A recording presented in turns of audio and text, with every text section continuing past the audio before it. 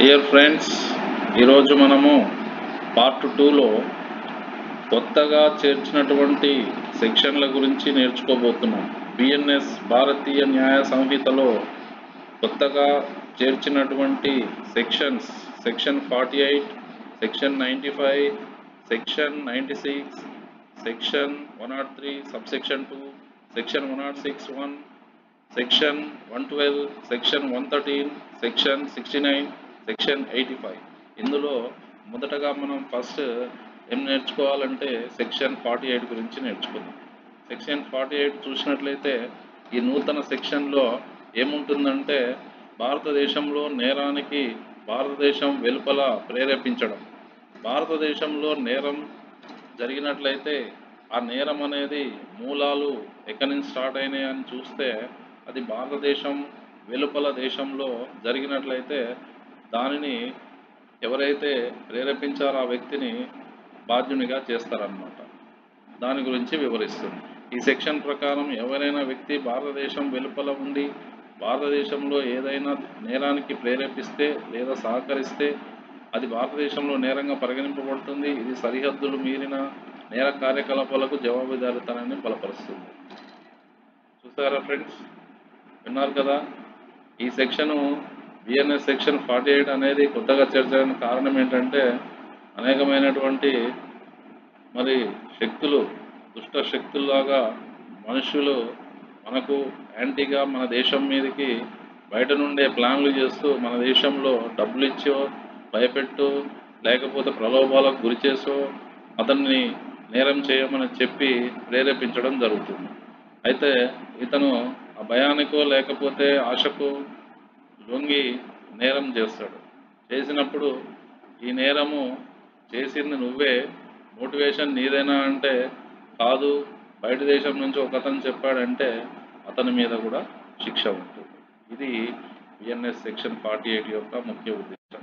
చూడండి, ఇంకా వివరంగా చూసుకున్నట్లయితే ఒక నేరానికి సంబంధించిన చర్యను భారతదేశానికి బయట జరిగిన అది భారతదేశంలో జరిగే నేరానికి దారితీస్తే ప్రేరేపించిన వ్యక్తిని బాధ్యులను చేస్తుంది. విన్నారా ఫ్రెండ్స్. నెక్స్ట్ చూసినట్లయితే ఈ సెక్షన్ విదేశాలలో ఉంటూ భారతదేశంలో నేరాలకు పాల్పడాలి అనుకునే వారిని అదుపు చేయడానికి ఉపయోగపడుతుంది. Okay friends.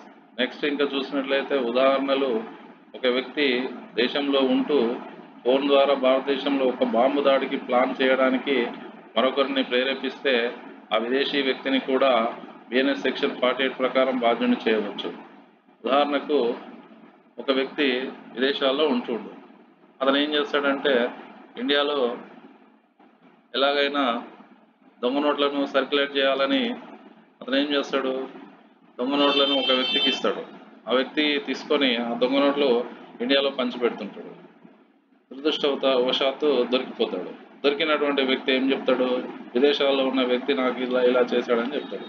అప్పుడు ఎవరైతే ప్రేరేపించిండో అతను బాధ్యుడిగా ఉంటాడు. ఇక్కడ చూడండి, ఫోన్ ద్వారా భారతదేశంలో మొదటి ఉదాహరణ చూసుకున్నట్లయితే బాంబు దాడికి ప్లాన్ చేయడానికి మరొక వ్యక్తిని ప్రోత్సహిస్తాడు. ఎవరైతే ఒక వ్యక్తి విదేశాల్లో ఉంటూ బాంబు దాడి చేయమని వేరొక వ్యక్తిని ప్రోత్సహిస్తాడో ఆ విదేశీ వ్యక్తిని కూడా బిఎన్ఎస్ సెక్షన్ 48 ప్రకారం బాధ్యుని చేయవచ్చు. రెండవ ఉదాహరణ చూసుకున్నట్లయితే ఎక్స్ దేశంలో ఏ అనే వాడిని భారతదేశంలో హత్య చేయడానికి బిని ప్రేరేపిస్తాడు. ఎక్స్ దేశంలో ఏ అనే వాడిని భారతదేశంలో హత్య చేయడానికి బిని ప్రేరేపిస్తాడు. ఏని హత్య చేయమని ప్రేరేపించినందుకు బిని దోషిగా ఉంటాడు. ఎవరైతే ప్రేరేపించిండ్రో ఆ విదేశాల్లో ఉన్నటువంటి వ్యక్తి కూడా దోషిగా ఉంటాడు. చూడండి, ఇక్కడ ఉదాహరణ 3లో చూసుకున్నట్లయితే థర్డ్ ఎగ్జాంపుల్లో ఆస్ట్రేలియాలో జాక్ అనేటటువంటి వ్యక్తి భారతదేశంలో సునీల్ రంజిత్ కుమార్ని హత్య చేయడానికి ప్రేరేపిస్తాడు. ఎవరిని, ఇండియాలో ఉన్నటువంటి ఒక వ్యక్తిని ప్రేరేపిస్తాడు. అప్పుడు ఇండియాలో ఉన్న ఒక వ్యక్తి ఏం చేస్తాడంట, జాక్ ప్రేరేపించింది కాబట్టి సునీల్ రంజిత్ కుమార్ని హత్య చేయమని ప్రేరేపించినందుకు దోషిగా ఉంటాడు. ఎవరు ఉంటారు, జాక్ ఉంటాడు. ఎందుకు, ఇండియాలో ఉన్నటువంటి వ్యక్తిని హత్య చేయమని, సునీల్ రంజిత్ కుమార్ అనేటువంటి వ్యక్తిని హత్య చేయమని ఇండియాలో ఉన్నటువంటి ఒక వ్యక్తిని జాక్ అనే అతను ఆస్ట్రేలియా నుండి ప్రేరేపించడం జరుగుతుంది. కాబట్టి ఒకవేళ ఇతను దొరికినట్లయితే ఎవరు ఇండియాలో ఉన్నటువంటి వ్యక్తి దొరికినట్లయితే అప్పుడు జాక్ అనే పేరుని చెప్పడం జరుగుతుంది. జాక్ పేరు చెప్పడం వల్ల జాక్ని కూడా దోషిగా నిర్ధారించడం జరుగుతుంది. ఇది ఈ సెక్షన్ యొక్క ముఖ్య ఉద్దేశం. సెక్షన్ 48 అనేది బిఎన్ఎస్లో చేర్చడానికి గల కారణాలు ఏంటంటే, ఇండియాకి ఎవరైతే మరి ముప్పు వాటిల్లేటట్టు చేస్తున్నారో అలాంటి వారిని శిక్షించడానికి. మామూలుగా ఇంతకుముందు అయితే వాళ్ళు విదేశాల్లో ఉంటూ కూడా వారు తప్పించుకునేవారు, కానీ ఇప్పుడు అలా తప్పించుకోవడానికి లేదు.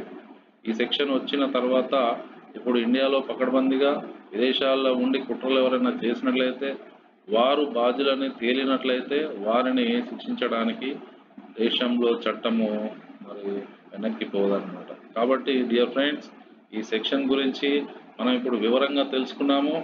ఇక రానున్నటువంటి మరి పార్ట్ 3లో నెక్స్ట్ సెక్షన్ల గురించి నేర్చుకుందాం. Thank you friends, thank you very much.